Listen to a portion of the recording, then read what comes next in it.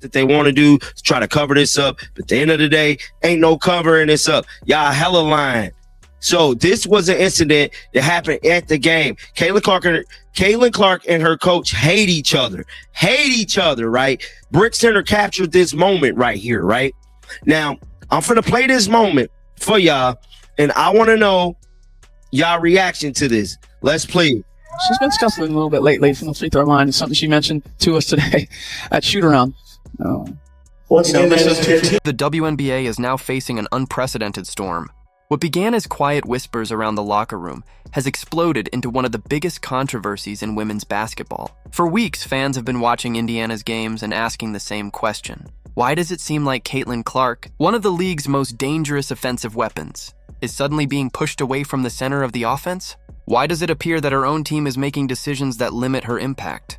Now, shocking new footage has sparked even more questions about head coach Stephanie White's offensive strategy and its impact on Clark. And if fans were already frustrated, the latest comments from Jose Fernandez have taken the controversy to another level. He openly criticized White's approach on national television, raising serious concerns about the tactics being used around Clark. But the biggest development may be Clark herself.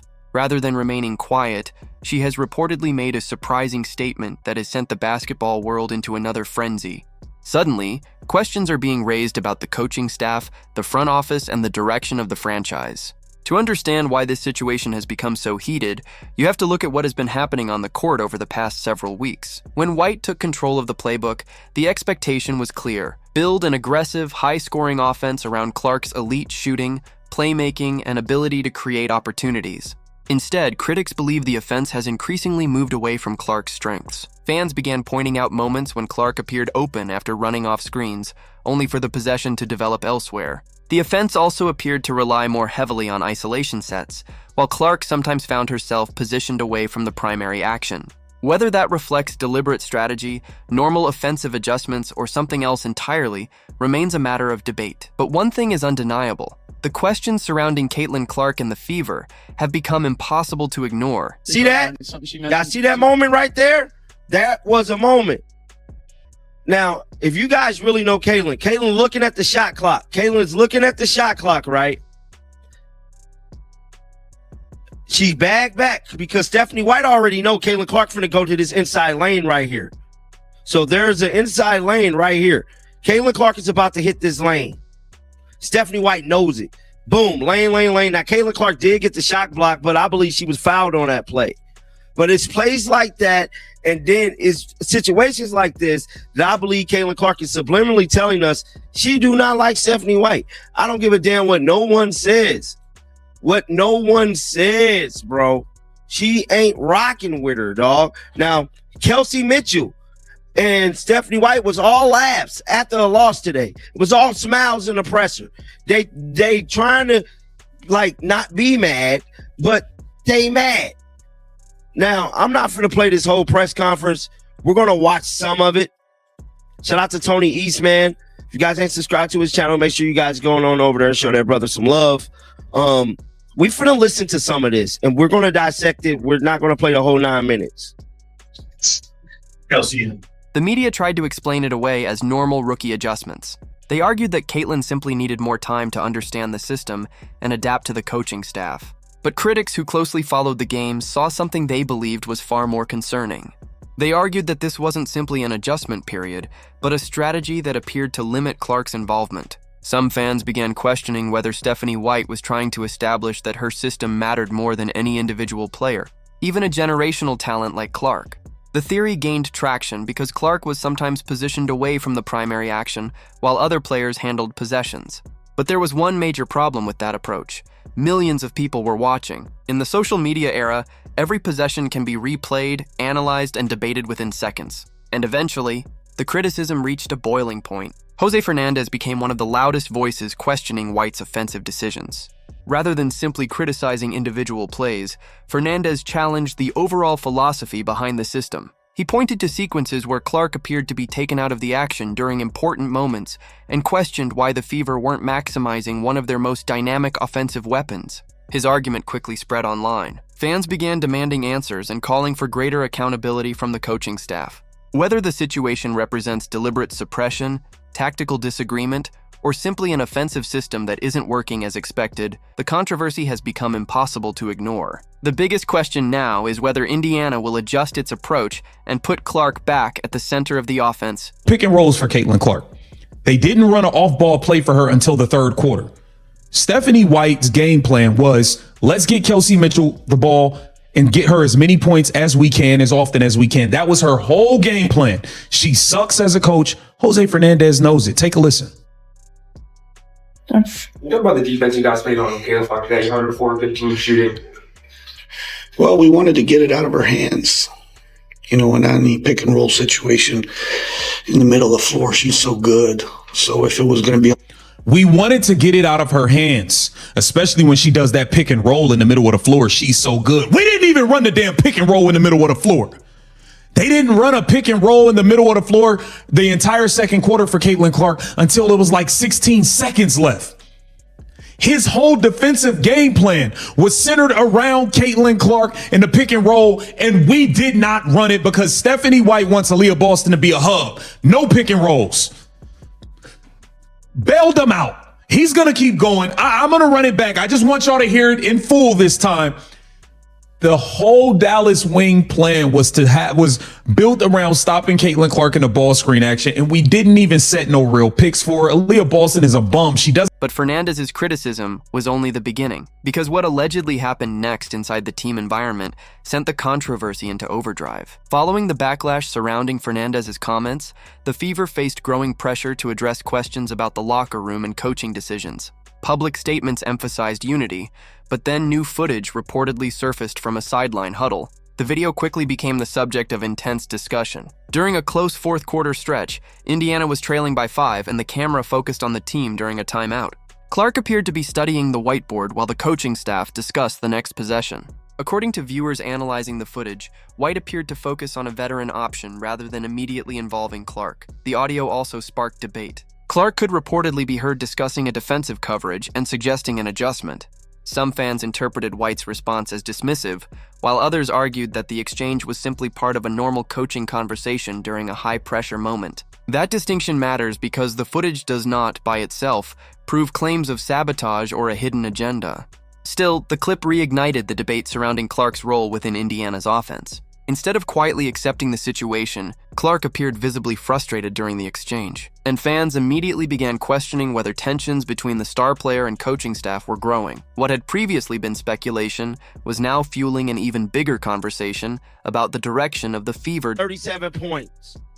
Her team made her look good, right? Okay. This comes down, obviously, to work. But I don't really take statistics really that serious, so a lot of this stuff is really circumstantial to me, and so I want to get the dub, and we didn't get that. So I think keeping the focus on the right thing, keeping the main thing is important. That's their favorite thing to say. Keep the main thing the main thing. Lexi and Chelsea, I spoke to Becky's creative director earlier this year. Just your thoughts about Jasmine, sorry. Just your thoughts about we're collaborating with him on some of the stuff that you guys. Oh yeah. Yeah. Really great guy. I think a lot of his designs and creativity has made our few girls happy. A lot of the stuff that he put together at the beginning of the season was really dope, and we got a chance to meet him and everything that he brought to the table. And so it's great to build relationships, but I think ultimately it's great to also be grateful for the people that do things like that. So shout out to him. This question for Lexi, this is Ike with STW Media. You built a reputation on bringing energy and toughness. What did you feel the team needed more down the stretch tonight? I think more energy and toughness. I think we talked about it in the locker room at half, and we talked about it again at the end of the game, that when they're playing to make the playoffs, they came in with a lot of energy, a lot of grit. And I think at the end of the day, they just wanted it more. They were more desperate for the win. So for us, I think it's just we needed more of that. We needed to be the team that wanted it more, and I don't think that we were today. Yes, I know. Great. So this is for Coach White, anyone that might want to answer. With the regular season series against Dallas now complete, what do you take away from these matchups if you potentially see them again later in the season? I think the biggest thing is we got to be better on the defensive end of the floor. I think the first matchup we gave them over 100 points, gave them 91 here today. They made some really good adjustments. They forced us to guard one-on-one. We've improved on the defensive end, but we've got to continue to grow, in those areas. We got to finish plays. 12 second chance points in the second half when we're trying to make a comeback. And that brings us to the moment that sent the entire basketball world into a frenzy. After the game, following the circulation of the leaked footage and the growing criticism surrounding the coaching staff, CaitlinClark stepped up to the podium. Many expected the usual carefully worded answers designed to protect the team and avoid controversy. Instead, her comments immediately became the center of attention. Clark spoke calmly but firmly about her goals, making it clear that she came to compete for championships and play at the highest level. She emphasized that she needs to be involved offensively, both as a scorer and a playmaker, if she is going to help Indiana win. She didn't need to directly criticize Stephanie White for the message to spark speculation. Fans immediately connected her comments to the ongoing debate about Indiana's offensive system and Clark's role within it. The reaction was enormous. Supporters argued that the Fever need to maximize the abilities of their franchise centerpiece, while critics questioned whether Clark was openly challenging the coaching philosophy. Suddenly, the pressure on Indiana's front office appeared even greater. The organization now faced growing questions about how it planned to balance its coaching system with the strengths of its biggest star. Fans began demanding changes, with some even calling for White's dismissal. But the real issue is bigger than one coach or one player. Indiana has to decide what offensive identity gives the team its best chance to succeed, and whether Clark should be at the absolute center of that plan. Pick and rolls. It just get a ball to Kelsey and let her go. Let her go. Let her go. It's terrible, man. Get it out of her hands. Or if it was going to be on the side of the floor, we wanted to get it out of her hands and make other people. We wanted to get it out of her hands and make other people do stuff. Make shots. Force other people to make shots. Stephanie White bailed the Dallas Wings out by not having CaitlinClark involved. It's that simple. But this kind of performance, the way that Paige took care of the ball, Maddie's plus 16, Alicia Clark coming in and defending, Jess Shepard's all-time season high, Arike and what she did offensively.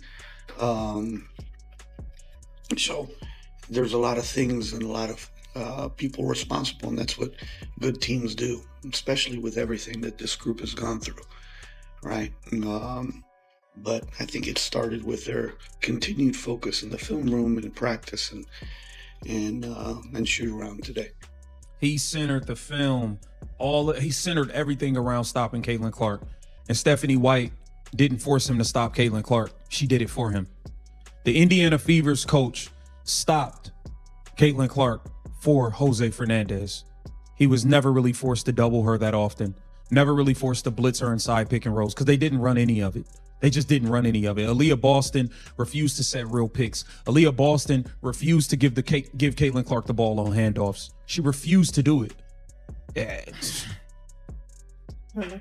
Kind of on that note, Coach, winning in multiple ways obviously can be beneficial in the postseason. How much does the multiple lineups, having different players step up, like the first half of Jess, second half of Three tonight, like how much could that help you guys down the stretch? Yeah, I mean, when you lose